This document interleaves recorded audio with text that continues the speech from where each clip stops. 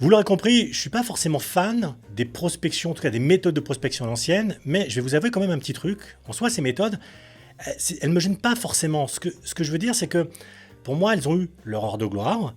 Et à un moment donné, c'était, on va dire, ça faisait partie du business. C'est comme ça qu'on faisait du business. Et c'est comme ça qu'on a marché pendant très longtemps. Et c'est pas étonnant qu'on continue encore à les employer. Sauf que ce qui me gêne aujourd'hui, ce sont un peu tous les mensonges qui vont avec. Du genre, non, mais en fait, il faut que tu fasses juste plus de volume.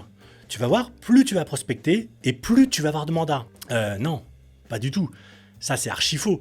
Il n'y a aucun rapport entre le temps passé à prospecter et les résultats obtenus. Au contraire, plus vous allez passer du temps sur une tâche sans être efficace, et moins vous aurez de résultats. Et puis vous pouvez passer, on va dire, votre matinée à distribuer 1000 flyers, c'est pas pour autant que vous aurez plus d'appels. Et je peux vous dire que d'ailleurs, c'est même pas du tout le cas. Je vais vous donner un autre exemple. Ah oui, mais tu sais, les clients, ils veulent le prix le plus bas. En gros, ils veulent les honoraires les plus intéressants. Ah, ok. Donc on est au marché. On est en train de discuter des prix comme si on parlait du kilo de patates. En réalité, les clients aujourd'hui, ils ne veulent pas forcément le prix le plus bas. Hein, ça, c'est pas vrai. Je vais même vous prouver qu'avec un seul exemple. Regardez aujourd'hui le luxe. Le luxe aujourd'hui n'a jamais été aussi bien porté qu'en ce moment. Alors que l'économie part un peu en sucette. Ça veut dire qu'en vrai, les gens sont prêts à payer le prix fort à condition d'en avoir pour leur argent. Et qu'est-ce qu'ils veulent ?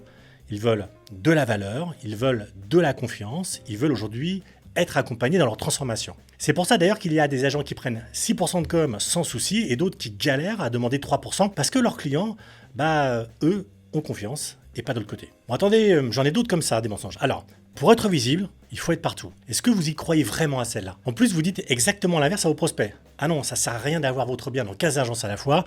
C'est pas parce que vous allez le mettre dans beaucoup d'endroits et que vous allez avoir une visibilité de dingue et que vous allez vendre mieux et plus rapidement. Bien au contraire, vous allez user votre produit, etc. Mais quand il s'agit par contre de votre business, brusquement, ça s'applique plus. Non.